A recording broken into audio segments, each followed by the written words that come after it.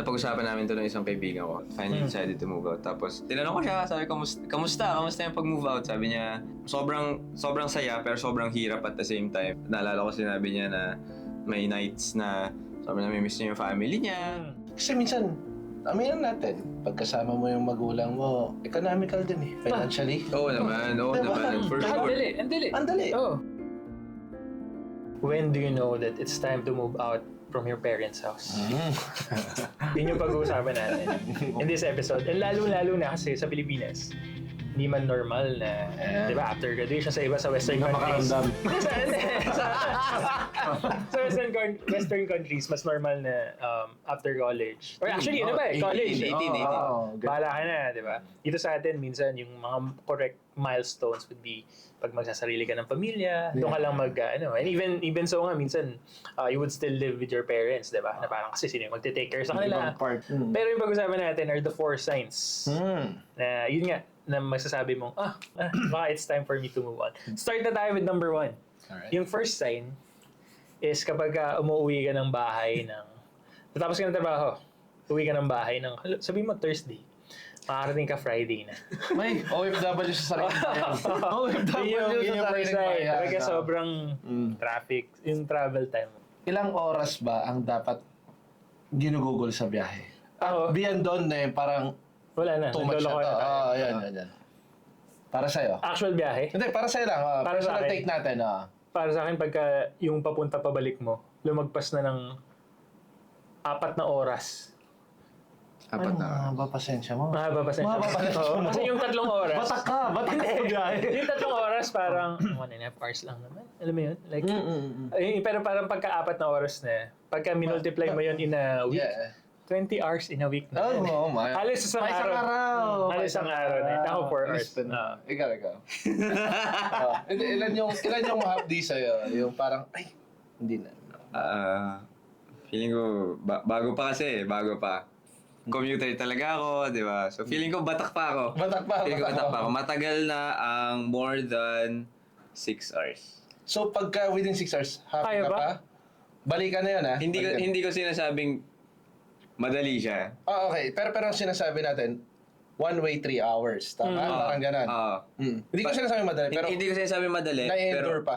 yun na. Endure? Yun. 6 hours? As in, kaya pa. Parang ganun. 1 hour lang. 1 hour lang? 2 hours. Balikan. Papunta, pabalik. 1 hour lang. Sagad na yun. Para sa'yo? Oo. Kasi Saan? 2 times 5, 10 hours. Halos kalahating araw. Mawala. Okay na sa akin yun. Feeling ko dapat yun ang norm. Yun ang norm. Kasi yung 3 hours, nasa Tagaytay na ako. Ba't ako mag-work? Nagbabakasyon ako. Diba? Parang ganun yung feels di ba? Baguio yun. Oo. Baguio yun. O na, pag umalis ka ng alas 3, nandun ka na sa Baguio. yung 2 hours mo, merienda ka na, nakapag-almusal ka na sa Nubali niya. Di ba? 1 hour. So, mga 2 hours in a day. Before we move on to sa other sciences, Ari, join me in congratulating. Okay. Okay. Milestone. Okay, congrats. First night. Yes. Today. Thank you. Congrats. First night moving out. Yun. Hindi nyo pa alam sa mga viewers natin, taga Novaliches ako. Okay. Fairview represent. Yun, 3 oras per biyahe. On an average siguro. It's 3 hours, so 6 hours siya. Minsan, pag sobrang minamalas ka, 3 hours 30 minutes. Uy. Sa 3 hours 30 minutes na yun, mabubugbog ka eh. Hindi lang mentally, pero talagang literally kasi makikipagwalyahan ka. Matututo ka manggulang, which I'm not proud of. Magulang na. Nang makasakay sa bus, di ba? Kahit Tsaka yung, alam mo yung, pag nahawakan ko na. Ay, nakakabit. Touch move na. Wala na. Touch move na. yan ang natutunan ko, di ba? Since college, kapag nasa jeep or kapag nasa... Tsaka huwag mo kasintayin yung pinto, doon ka sa Ay, wag. gilid. Sa gilid ka. Sa gilid. Pero pag nakahawa ka ng ganyan, ano na to, unbreakable na to. Wala na Kuya, makakasakit ka na. Konsensya mo na yan. Ito, sorry, bago ko lang, i-share ko lang kasi there was a time in GMA station, sa Nia Road. Siyempre, kapag parating yung bus, Salubong na. Lalapit yung mga tao doon eh. Zombie style. Lalapit yung mga tao doon. So, syempre madadala ka. Di ba? Doon sa pinagtigilan ng mga nung crowd, hindi doon titigil yung bus. Oo. So, lalagpas yung bus. Oo. So, madadala ka Madadala ulit naman, dito. oh. Pag hindi ka nag-workout, pag hindi ka physically fit, Wala. matutumba ka. Oo. Matutumba ka. Hindi dapat siya nino-normalize, no? Hindi dapat siya nino-normalize. Dapat, I hope, I don't mean to be political, but again, everything's political. I hope may someone na magising na Mabago yan. ito yung nararanasan ng ordinaryong mamamayang Pilipino. No? Ako, I'm thankful and I guess nare-recognize ko yung privilege to look for a closer spot from the office, no? So for me it's a no-brainer to move out. Isang mabilis na share ko lang. Ganito kasiksikan sa bus. May isa akong kaibigan dati. May ano siya medyo broken-hearted siya. Text na ako, sabi ko, ito, replyan kami. May sumunod na number. Hello, ikaw ba si Ari? Ganun siya. Sabi ko, who's this? Parang ganun. Ganun lang lagi ko reply, who's this? Sabi niya, katabi ko sa bus yung kaibigan mo. Nakuha ko yung number mo sa kaibigan mo dito sa bus. So ako parang, una sa lahat, word na word ka na ba? Ba't mo ko ite-text? Pagpalagay mo na nakita mo yung number ko, ba't mo ko ite-text? Sabi ko, grabe naman yung trip ng mga Pilipino. Ako yung pag nakita akong, di ba, nagpapalipas ng traffic, etc. Nagsosolve ng puzzle. Alam mo yung, alam mo yung pabilog na gano'n, tapos pagdudukot Yung crossword. Yung pagdudukot. Yes. Doon ako, Paps, natitrigger ako eh. May isa akong hindi ko Gusto mo na sabihin yung sagot? Sinabihan ko talaga. Sabi ko, ito po yung sagot dun sa... Kinuha Ang niya. tagal eh. Kinuha Ang tagal. niya. Ay, thank you. Ang gigigil na. Pero buisit na rin yun sa'yo kasi sinabi mo yung Kasi, sagot. Paps, parang nalalagpasan mo yung sagot eh. Ako Babs, sa MRT, kasi sobrang siksikan eh. Yung nakaganto ka, yung mga tao kapag malapit sa pinto, nagsa-cellphone.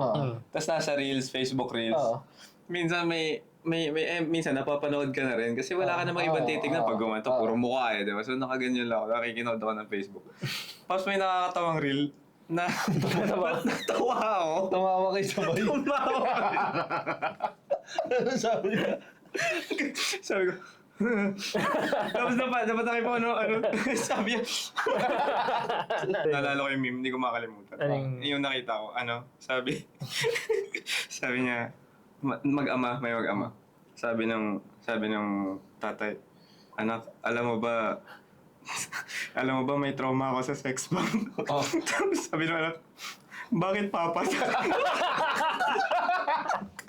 Galing. Ang ganda. Kaya hindi ko napigilan. Galing. Kasi naman Hindi ko napigilan. Tama ko. Galing. Sa akin, ano lang, no? Close that. Yun talaga yun na way to respect and value na rin yung oras mo. No? Naniniwala kasi ako time is equals to money or productivity, di ba? So, ang hirap din naman sa bus na mag-work ka, di ba? Mag-work from home. I mean, work from anywhere, remote work, hindi. So, I think good sign naman talaga siya. No-brainer, sabi No brainer. Good segue ito sinabi mo. Sabi mo time is money, di ba? Yeah. Ito yung second sign natin. Second sign is kapag hindi mo namamalayan, nagko-compute ka. Nakakita ka ng renta na, 11,000, 12,000, tapos nagko-commute ka na. Magkano yung gastos ko sa isang araw? Tapos parang magkano yung Kino-consider mo na talaga. Kino-consider mo. So that's the second sign natin. Pagka financially, Of course. inaano mo na parang, kaya ko ba to? Paano ba yung mga gastos ko, etc. And then, pagka naka-realize mo na, kesa naman 6 hours yung biyahe ko. Pag mga ganun. Yeah. Ano masabi doon? Minsan, ano pa nga eh. Ako nahuhuli ko yung sarili ko eh. Na nasa Facebook Marketplace ako. Tapos yung Facebook Marketplace ko, puro unit for rent na. Ganun na siya. And yun nga, iniisip mo na, ay, okay lang mapamahal. Dahil Kasi ito naman, ganito naman yung distance. Pag nag-justify ka na, time is money eh. Hindi ko naman mababalik yun, yung pera, may babalik ko yun, yung pagod. So yun, pera. Pag tinitingnan mo na magkano ba yung nagastos ko, magkano ba katagal talaga, tapos you're just, yun nga justify mo na, hindi, okay lang naman. That's the second sign. Na baka it's time to May nagde-debate na sa isip mo. Ito yung third sign. Nandito, for me, ito yung, I guess, ito yung nagpaalis sa akin. Ano?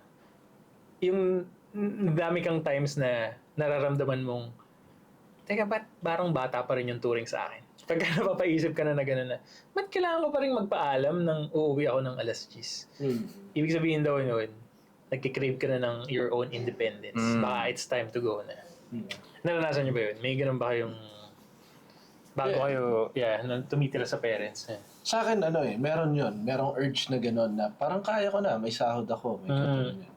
Okay. Pero siguro, anuhin ko lang yung ibang perspektibo dyan. Not all the time na may urge kang gano'n para sa yung pag-move out Diba? Kasi, papakaramdaman mo lahat So for example, may urge kang gano'n. Minsan, yun naman lagi kong tinatandaan hindi porket kaya mo na dapat gawin mo. Tama. So, at those times, financially, alam ko kaya ko, ganito, ganyan. Pero, iniisip ko naman kasi na sooner or later, alis din naman ako sa bahay Sulitin ko na lang yung kasama ko yung Airmats Airpods ko. Parang gano'n naman siya sa akin.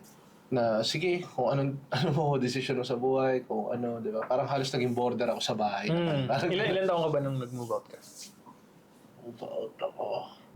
Umalis ako, 23. Start na yun na inikot ko yung Pilipinas kung saan ako tinapon ganun. So, yun siya.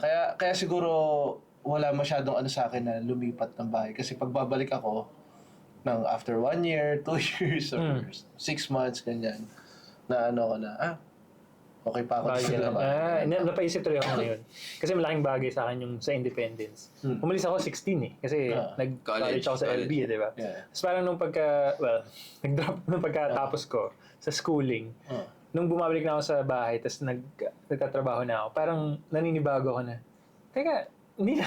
Sa Las Bañas, kahit anong oras ako umuwi, okay lang. Ba't dito parang, alam mo yun, tinitreat ka pa rin as, may rules pa rin na gano'n. So, sobra akong baka it's time for me to move on. Kailangan nyo lang din silipin yung ganong bagay. Kasi hindi para sa lahat yung pag-move out ng maaga. Tama ka. And napaisip ako, nung nag-move out, nung unang move out ko, kasama ko yung mga, dorm mates ko din. So feeling ko dahil nasanay kami na independent na, kahit na yung isa sa Makati pumapasok pero taga Malabon. So hindi naman ganun kalayo pero parang napili niya pa rin mag-move out.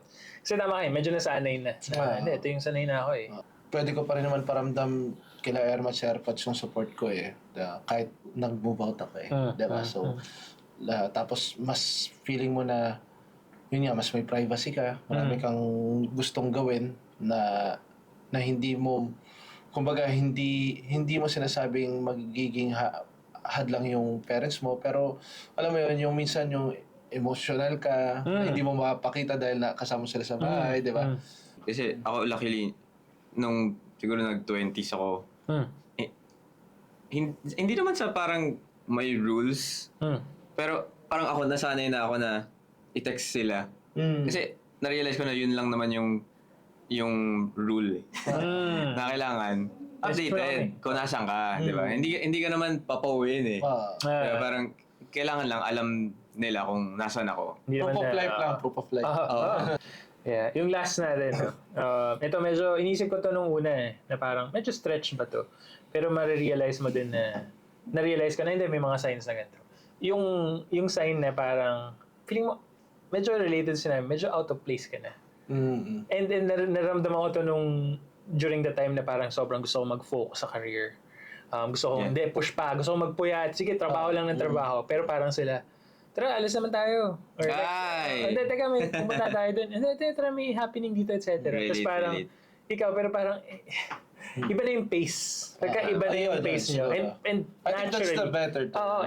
Naturally kasi, sila naman, hindi naman sila, sila, stable na sila. Yeah. So ikaw, nandun ka pa sa stage na, gigil ka, gusto mong ito yung trabaho mo, etc. So yung feeling ko, it's a sign na, pag minsan napapansin mo, medyo iba na yung rhythm namin.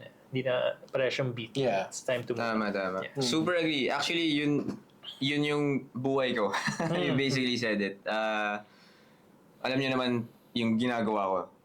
Of course, we have this channel, tuturo ako, and then full-time job.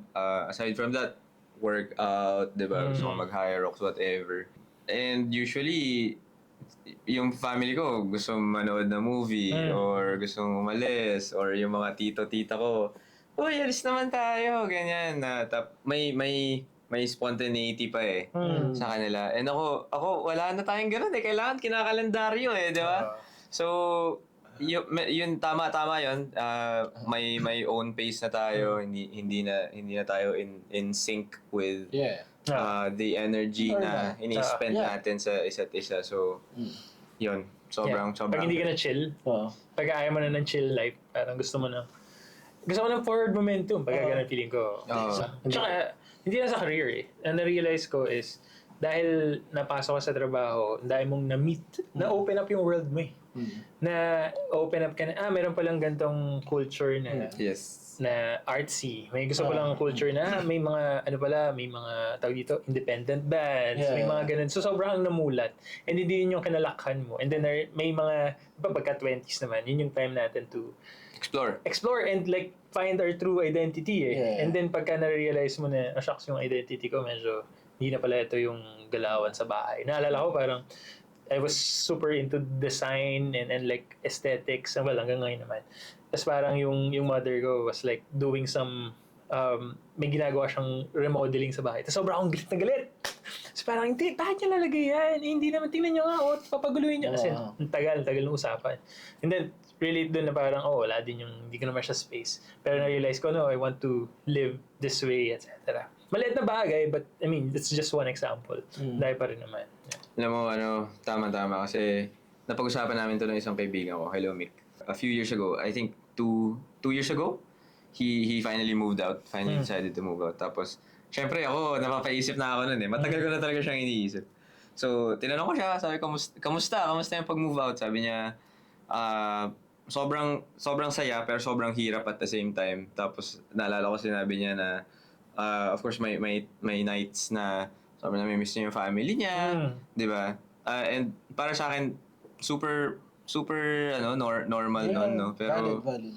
pero, ayun eh, parang feeling ko kailangan mo talaga siyang gawin at some point. Tsaka, I think we agreed on something na it's just a stage. It's just a phase of life.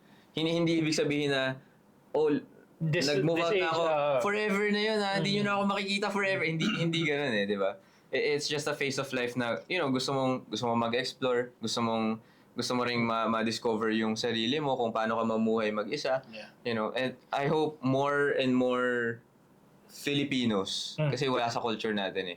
I hope more Filipinos would understand that kasi it's a natural part of life, I would say.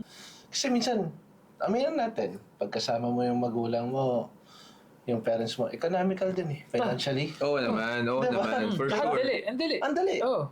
Paggising mo, may almusal na.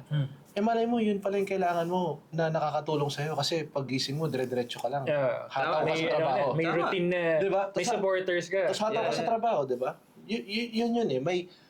May papasok sa ganong timpla, meron ding hindi, di ba? So kung ano man, mas siguro ma-advise ko na be open sa option ng pag-move out. No? Na hindi siya masama. Hindi mo tinatakwil yung pamilya mo or what, no? Or mayabang ka na kasi kaya mo na mag-solo. May ganun bang mga It doesn't mean na nasa bahay ka. Yeah. Hindi ka na nagde-develop. Hindi. Diba? Umaalago ka sa career mo habang kasama mo yung pamilya mo. Pwede yun. Yeah, may Pwede mga mo yan. kakilala ko, parang Ako rin. 40s na nag-move out, pero executives ng malalaking company. Ako nga, hindi nga nag-move out eh. Hanggang ngayon, no? Hindi naman sa talagang mga tito-titas na nawala na yung lola, yung mga parents. Pero talagang umalago sa buhay. Kasi yun yung nakatulong sa kanila eh. Na may peace of mind sila na naalagaan ko yung parents ko. Nandun lang sila sa bahay. Kung hindi naman kailangan mag-move out. No pressure. Tsaka wala namang timeline na hindi naman These are dapat. just signs na pwede nyong, yun nga, maging sukatan nyo kung para sa inyo ba, di ba? Kagaya ni Pats, di ba? Malayo yun na Baliches. Para sa 6 hours a day. It's a half marathon, by the way. From my house to 6 hours? the office. Kung tinakbo yun, pwede. Oo. Marathon yan. Really look into yourself eh. Like, when you're feeling all of those things, baka it's something's pushing you na. Yeah. When you feel too comfortable na, may mga napapaisip, maybe I'm feeling too comfortable. Maybe it's the time to go. No? And to anchor it in a good purpose and Yeah, to good always purpose. look back. Yeah. And as always, we're rooting for you. Galingan nyo! Ayan. Kaya todo. Yeah. We should do tonight.